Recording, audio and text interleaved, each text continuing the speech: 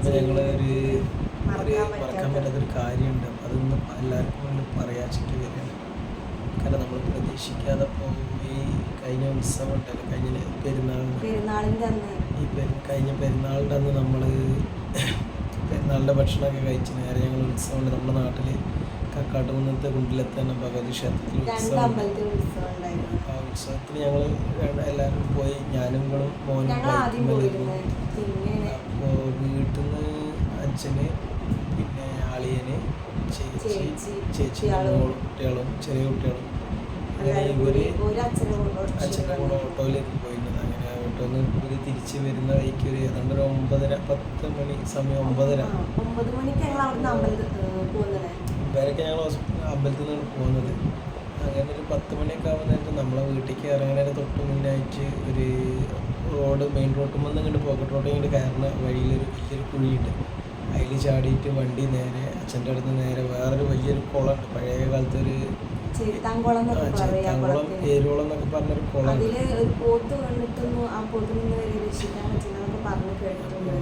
വലിയൊരു ഇതാണ്, ചളിയാണ്, വളരെ ചളി ഒരുപാട് അടിഞ്ഞു കൂടിയൊരു കുളമാണ്. കാരണം പഴയ കാലത്തെ ഉള്ളൊരു കുളമാണ്.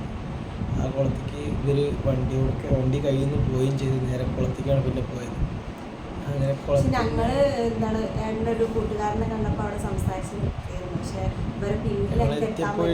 ഞങ്ങൾ എത്തിയപ്പോഴേക്കും കാരണം ഞങ്ങൾ ഒരു 5 മിനിറ്റ് വൈകി. ഞങ്ങൾ എത്തിയപ്പോഴേക്കും ഇവർ അടുത്തുള്ളവരെല്ലാവരും പെരുന്നാൾ തൊട്ടടുത്തുള്ള നമ്മുടെ കൂട്ടുകാരെ വീടൊക്കെ ഉണ്ട്. അവിടെ അതേമാതിരി അളിയന്മാരൊക്കെ വന്ന് ഭക്ഷണം കഴിക്കാനുള്ള തിരക്കിൽ എല്ലാവരും കൂടി അങ്ങനെ ഇരിക്കും.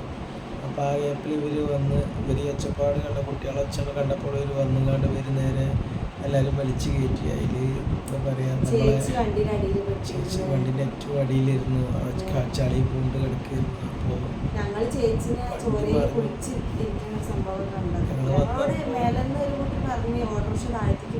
മറിഞ്ഞ് കിടക്കുകയ്ക്ക് പോയിട്ടുണ്ടായിരുന്നു. നമ്മളെ വീട്ടിലത്തെ തന്നെയാണ്, നമ്മളെ വീട്ടിലത്തായാലും എന്നാലും നമുക്കൊരു വിഷമം. കാരണം അത്രയും ഉണ്ടായിട്ടില്ല. അപ്പോൾ ഇവര് ഇവിടുന്ന് ഉത്സവം കഴിഞ്ഞ് പോകുന്നു. നമ്മളെ മുന്നിൽ കുറച്ച് സമയമായിട്ട് എടുക്കും.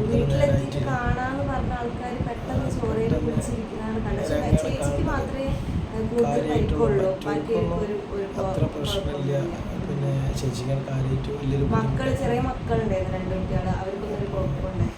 അപ്പം ഞാൻ പറയാൻ വരുന്നത് വെച്ചാൽ നമ്മളെ ഈ കൂട്ടത്തിൽ ഈ വണ്ടി മറിഞ്ഞ് കിടക്കുന്ന സമയത്ത് ഇവരെ രക്ഷിച്ച് നമ്മളെ നാട്ടിലുള്ളവർക്ക് ഭയങ്കര സജീവമായിട്ട് നല്ല സപ്പോർട്ടായിട്ടാണ് ചെയ്തില്ല. ഏറ്റവും നല്ല സ്നേഹത്തോടു കൂടിയാണ് അവരെല്ലാം ചെയ്ത് ഇവരെ കരക്കി കയറ്റിയതും കൊണ്ടുവന്നതും എല്ലാം സപ്പോർട്ട് നല്ല സ്നേഹത്തോടു കൂടിയാണ് എല്ലാവരും ഈ കാര്യത്തിൽ ഇറങ്ങി ഇതായി ഇറങ്ങിയത്. കാരണം അത്രയും ചളി പിടിച്ചെടുക്കുന്ന സ്ഥലത്ത് നിന്ന് ഇവരെടുത്ത് കരക്കി കയറ്റി മേലേക്ക് എത്തിച്ച് വെള്ളമൊക്കെ അടിച്ച് മേലൊക്കെ ചളിയൊക്കെ ഒഴിവാക്കി നിർത്തി. അപ്പോഴേക്കും സമയം രാത്രി 10 മണിയായിരുന്നില്ല. വണ്ടിയോ കാര്യങ്ങളൊന്നും കിട്ടാത്തൊരു സമയമല്ലേ. അപ്പോൾ എന്തോ ഒരു ദൈവദൂതനെ പോലെ ആ നേരത്ത് നമ്മളെ പ്രതീക്ഷിക്കാത്തൊരു വ്യക്തി, അവൻ്റെ ഭാര്യയും മോളും പെരുന്നാളായതുകൊണ്ട് അവൻ്റെ പെങ്ങളെ വീട്ടിലൊക്കെ പോയിട്ട് അവൻ തിരിച്ച് വരുന്നവരാണ്. അവൻ്റെ ഭാര്യ ഉണ്ട്, കുട്ടിയുണ്ട്, അവനുണ്ട്. അപ്പോൾ ഇവന് ആ ഒരു സിറ്റുവേഷനിൽ ഇവനോട് ചോദിച്ചപ്പോൾ എൻ്റെ പെങ്ങളാണെന്ന് പറഞ്ഞു അവനോട്. അപ്പോൾ അവൻ പറഞ്ഞു ആയിക്കോട്ടെ കുട്ടൻ്റെ പെങ്ങളാണെന്നുണ്ടെങ്കിൽ ഞാൻ കൊണ്ടുപോയിക്കോളാം. ഞാൻ ഇല്ലായിരുന്നു. പക്ഷെ അവനോട് പറഞ്ഞു അവരെ തൊട്ടടുത്ത വീട്ടിൽ ആക്കി കൊടുത്തിട്ട് പറഞ്ഞു ഞാൻ അവരിട്ട് പോയിക്കോളാം എന്ന് പറഞ്ഞിട്ട് അവർ നേരെ എടുത്തിട്ട് അൽമാസിൽ ഹോസ്പിറ്റലിൽ എത്തിച്ച് ആ ബ്ലഡ് ഇവിടെ പൊട്ടിയിട്ട് 12 സ്റ്റിച്ച് ഉണ്ട്. അപ്പോൾ ആ കണ്ടീഷനിൽ അവനെന്ത് ചെയ്തു, അവൻ്റെ ഭാര്യനെയും കുട്ടിനെയും അവിടെ ആക്കി കൊടുത്തിട്ട് അവന് ഹോസ്പിറ്റലിൽ എത്തിച്ചിട്ട് പിന്നെ അവൻ പോന്നു. അവിടുന്ന് ഹോസ്പിറ്റലിൽ ആക്കി കൊടുത്തിട്ട് തന്നെ അവൻ പോകുന്നത്. പിന്നെ എല്ലാവരും ഉണ്ടായിരുന്നു അവിടെ ഹോസ്പിറ്റലിൽ. അപ്പോൾ ഞങ്ങൾ എത്തിയപ്പോഴേക്കും ഇവന് അവിടുന്ന് പോന്നു ചെയ്തു. പിന്നെ ഞാനത്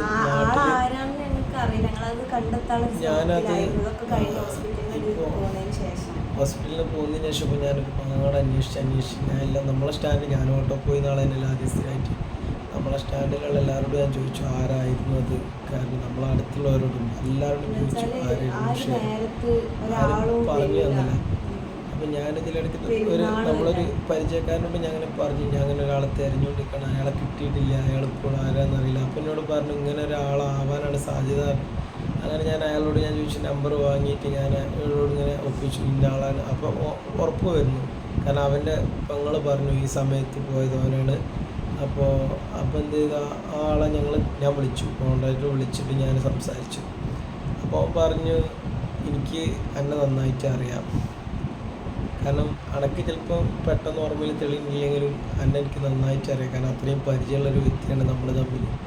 അപ്പോൾ ഞാൻ എന്ത് ചെയ്തു, ഞാൻ പിറ്റേ ദിവസം തന്നെ എന്തായാലും വീട്ടിൽ കാണണം എന്നുള്ള പ്രതീക്ഷയിൽ ഞാനിങ്ങനെ നിന്നു. അങ്ങാടിയിലെത്തിയേക്ക് ഞാൻ നമ്മളവിടുന്ന് ഒരു 3 കിലോമീറ്റർ ഗ്യാപ്പേ ഉള്ളൂ ഇപ്പോൾ ഈ വ്യക്തിയുടെ വീടിൻ്റെ പരിസരത്തേക്ക്. അപ്പോൾ ഞാൻ അവിടെ എത്തി. അപ്പോൾ അയാളെ കണ്ടു. പക്ഷേ അയാളെ സന്തോഷമായിട്ട് ഞാൻ അങ്ങനെയല്ല, നമ്മളൊരു പാരിതോഷികമായിട്ടോ അല്ലെങ്കിൽ ഇതായിട്ടോ ഒന്നുമല്ല, ഞാനവനോട് പറഞ്ഞു നമുക്ക് എന്തെങ്കിലുമൊക്കെ ചെയ്യാം. അവൻ പറഞ്ഞു ഒന്നും വേണ്ട, അവൻ ജീവിതത്തിൽ ഒരുപാട് കാര്യങ്ങൾ അവൻ ചെയ്തിട്ടുണ്ട്, ഒരുപാട് നല്ല നല്ല കാര്യങ്ങൾ ചെയ്തിട്ടുണ്ട്. പക്ഷേ ആ കാര്യങ്ങൾ ഒരുപാട് കാര്യങ്ങൾ അവൻ ചെയ്തിട്ടുണ്ട്. പക്ഷേ അതിലൊക്കെ അവനോട് പറഞ്ഞ എന്താ ഈ എന്ത് വന്നാലും ഞാൻ സ്വീകരിക്കില്ല, കാരണം അങ്ങനെ ഞാൻ സ്വീകരിക്കുകയാണെന്നുണ്ടെങ്കിൽ ഇന്ന് ഞാൻ എന്തോ ആയി തീർന്നിട്ടുണ്ടാവും. രക്ഷിച്ചൊരു വ്യക്തിയാണ്. സ്വന്തം ഭാര്യ ചെറിയ കുട്ടിയാണ്, ആ കുട്ടീനെ അവർ അവിടെ ആക്കിയിട്ടാണ് ചേച്ചിനെ എടുക്കാൻ വന്നത്. കാരണം അവൻ്റെ ഒരു മനസ്സാ നേരത്ത് നമ്മൾ പ്രതീക്ഷിച്ചിലപ്പുറമാണ്. ലോകത്ത് നമ്മൾ ഒരു ദൈവത്തിൻ്റെ കരങ്ങൾ എന്ന് പറഞ്ഞ മാതിരിയാണ്. അപ്പോൾ അവനാ നേരത്തെ അവിടെ വന്നത്.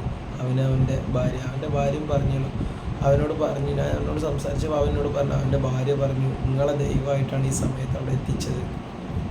അപ്പോൾ എന്താണെന്നറിയില്ല, നമുക്ക് എൻ്റെ പെങ്ങളെ ഒരു ലൈഫിൽ ഇപ്പം ഒന്ന് സന്തോഷമായിട്ട് ഇരിക്കേണ്ട കാരണക്കാരൻ സന്തോഷമായിട്ടുള്ള ഇയാൾ തന്നെയാണ്. കാരണം എന്താ വെച്ചാൽ നമ്മളൊരു പരിചയമുള്ളൊരു വ്യക്തിയാണ്, നമ്മുടെ നാട്ടിൻ പുറത്തുള്ള ഒരാളാണ്.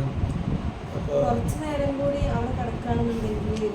വണ്ടിയൊന്നും കിട്ടാതെ ആരും ഞങ്ങളെത്തിയപ്പോൾ തന്നെ കുറച്ച് നേരം അയക്കണം. അവിടെ 5 മിനിറ്റ് കഴിഞ്ഞിട്ടല്ലേ എത്തുന്നത്. അപ്പോൾ 5 മിനിറ്റ് ആവും, ഞങ്ങൾ ഒരു 10-15 മിനിറ്റ് എന്തായാലും വെയിറ്റ് ചെയ്തിട്ടുണ്ടാവും. അവർ വീണ സംഭവങ്ങളൊക്കെ കഴിഞ്ഞ് ചേച്ചിനെ എത്തുമ്പോഴാണ് ഞങ്ങൾ അവിടെ എത്തുന്നത്. പക്ഷേ ഞങ്ങളുടെ കയ്യിൽ ബൈക്കായിരുന്നു. പിന്നെ ഞാനും വീട്ടിൽ പോയിട്ട് കാർ എടുത്ത് വരുമ്പോഴത്തേന് ആൾ വന്ന് വേഗം ഓട്ടോറിക്ഷയിൽ കയറ്റി കൊണ്ടുപോയി. ഞാൻ വീട്ടിൽ പോയി കാർ എടുത്ത് വന്നപ്പോഴേക്കും അയാൾ നമ്മളെ കൂട്ടുകാരൻ തന്നെയാണ്, കാരണം അവനെ വീട്ടിൽ അവിടെ ഹോസ്പിറ്റലിൽ എത്തിച്ചു പോകുന്നു. അപ്പോൾ ഞാൻ പിറ്റേ ദിവസമാണ് ഞാൻ കണ്ടത്. കാരണം നമുക്ക് ഒരുപാട് സന്തോഷമായി, കാരണം ഞാനോട് പറഞ്ഞു ചെയ്തു. കാരണം ഞാൻ എന്നിട്ട് കൂട്ടത്തിൽ അവനോട് ഒന്ന് പൈസ ഞാൻ പേസ് എടുത്തപ്പോൾ തന്നെ അവൻ പറഞ്ഞു ഒന്നിനും നിൽക്കണ്ട, ഈ പോയിക്കോ, ഒന്നും തരണ്ട, കാരണം എനിക്ക് ഇതിനെക്കുറിച്ച് ഈ അന്വേഷിച്ചാൽ മതി, അല്ലാണ്ട് എനിക്ക് ഒന്നും തരണ്ട, ഞാൻ വാങ്ങൂല. അപ്പോൾ തന്നെ എൻ്റെ മനസ്സിലുണ്ട്, കാരണം എത്രയും നല്ല നല്ല കാര്യങ്ങൾ ചെയ്യുന്ന വ്യക്തികൾ പലപ്പോഴായിട്ട് അങ്ങും അറിയാതെ പോവുകയാണ് ഒരുപാട് വ്യക്തികൾ. കാരണം നമ്മൾ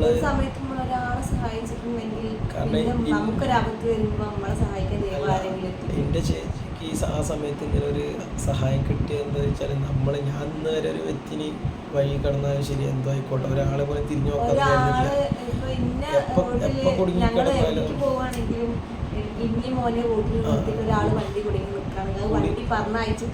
കുടുങ്ങി കിടക്കണ വണ്ടിയാണെങ്കിലും ഞാൻ അതൊന്നും നിർത്താതെ വരില്ല. ഇനിയിപ്പോൾ ഇവരാണെങ്കിലും അവിടെ നിർത്തിയിട്ട് ഞാൻ മോന് ഭയങ്കര വാശിയുള്ള ആളാണ്. ഞാൻ പറയും മോനോടെ, പക്ഷെ ആളെ പറഞ്ഞയക്കാതെ എന്തായാലും വരില്ല. പക്ഷെ ഇപ്പോഴാണ് എനിക്ക് മനസ്സിലായത് നമ്മളൊരു സമയത്ത് ഇങ്ങനെ കുടുങ്ങി കിടക്കുമ്പോൾ നമ്മളെ സഹായിക്കാൻ ദൈവം ആളെ എത്തിച്ചതാണ്. ഇപ്പോഴാണ് നമ്മളൊരാളെ കുടുങ്ങി കിടക്കുന്ന സമയത്ത് സഹായിച്ചാൽ നമ്മളെ ദൈവമായിട്ട് ഒരാളെ നമ്മളെത്തിക്ക് എത്തിക്കും എന്നുള്ളതിനൊരു തെളിവാണ് ഇന്നത്തെ മനസ്സിലായത്. ഒരിക്കലും നമ്മൾ ഒരാൾക്കൊരു ബുദ്ധിമുട്ട് വരുമ്പോൾ നമ്മൾ കണ്ടില്ല എന്ന് നടിക്കരുത്, എന്തായാലും സഹായിക്കണം. ഇത് ഞങ്ങൾക്ക് നിങ്ങളോട് പറയണമെന്ന് തോന്നി. കാരണം പ്രതീക്ഷിക്കാത്ത വിഷമമുണ്ട്. കാരണം അത് സംഭവം എന്താണെന്ന് വെച്ചാൽ ഒന്നും കൂടി പുറത്തേക്ക് മാറി നിൽക്കുകയാണെന്നുണ്ടെങ്കിൽ ഇപ്പോൾ ഇന്നിൻ്റെ അവസ്ഥ ഈ ഒരു സിറ്റുവേഷനാവും. കാരണം ഒരുപാട് സങ്കടപ്പെട്ട ദിവസവും. പിന്നെ അതുമല്ല ഞാന് മോനെ ഒരു കയ്യിൽ കൊടുക്കാൻ എന്റെ മനസ്സ് പറഞ്ഞിരുന്നു. പക്ഷെ മോനെ അവരുടെ അടുത്ത് കൊടുത്തിട്ട് ഓരോ കൂടെ പോയിക്കോട്ടെ നമുക്ക് മോനെ ഉറങ്ങിയിരുന്നേ. അപ്പൊ ഞാൻ എന്ത് ചെയ്ത് മോനെ ഓരോരുത്ത് ഓട്ടോറിക്ഷയിൽ കൊടുക്കാന്ന് വിചാരിച്ചു. പിന്നെ എന്തോ എന്റെ മനസ്സ് പറഞ്ഞു കൊടുക്കാം. അങ്ങനെ ഞങ്ങൾ ഒന്നിച്ചാ പോകുന്നത്. ഞങ്ങൾ ബൈക്കുമ്പോൾ പോകുന്നത്, അല്ലാതെ മോന്റെ ഒരു പൊടി പോലും അത്രയും ഒരു കുണ്ടിലാണ്. ചളിയുണ്ട്, ഒരുപാട് ചളിയുണ്ട്. ചളി കുറെ കുടിച്ച് ചേച്ചി. അപ്പോൾ അത് മരുന്ന് കൊടുത്ത് ഭക്ഷണം കൊടുത്ത് മരുന്ന് കൊടുത്തപ്പോൾ തന്നെ കട്ടച്ചളിയാണ്, മരത്തെ ചളിയാണ് അവിടെ നിന്ന് കുടിച്ചത്. നമ്മൾ ഇപ്പോൾ വെള്ളത്തിൽ വീഴാനാണെങ്കിലും വെള്ളം കുടിച്ചിട്ടില്ല നമുക്ക്. പക്ഷെ ആ ചളി കുടിച്ച് എന്തോ ഭാഗ്യത്തിന് ആൾക്കാർ വന്ന് വണ്ടി കൊണ്ടുവച്ചോണ്ട് ചേച്ചി കാരണം ഈ ഒരു സമയത്ത് നമുക്കെന്താ വെച്ചാൽ നമ്മളെ കൂടപ്പുറപ്പറായിട്ടുള്ള നമ്മളെ നാട്ടിൽ നമ്മളെ വാസികളും പിന്നെ പരിസരത്തുള്ള പ്രദേശികളും ഒരാളും നമ്മളെ എല്ലാവരും നല്ല കട്ടക്ക് കൂടെ വന്നിട്ടുണ്ട്, അത്രയ്ക്ക് സപ്പോർട്ടായിട്ട് കൂടെ വന്നിട്ടുണ്ട്. പിന്നെ അവരെ പോലെ തന്നെ നമ്മളെ ഈ ഒരു വ്യക്തിനെ ചിലപ്പം നിങ്ങൾ ജീവിതത്തിൽ എവിടെ കാണുകയാണെങ്കിലും ഒന്ന് ഓർക്കണം. കാരണം നല്ലൊരു വ്യക്തിയാണ്. ഫോട്ടോ ഞാൻ അതിൻ്റെ വീഡിയോയിലുണ്ട്. ഒന്നും എടുത്തില്ല, കാരണം ഒന്നും ഉണ്ടായിട്ടില്ല. ഞാൻ അവനോട് പറഞ്ഞു, ഈ ഒന്നും വാങ്ങണില്ലെങ്കിൽ ഞാൻ എൻ്റെ ഫോട്ടോ ഞാൻ എടുക്കും. കാരണം ഒന്നും ഉണ്ടായിട്ടില്ല. നമുക്കൊരു ഫോട്ടോ രണ്ടാളും കൂടി ഒന്നിച്ചുള്ള ഫോട്ടോ ഞാൻ എടുക്കും. ഞാൻ രാവിലെ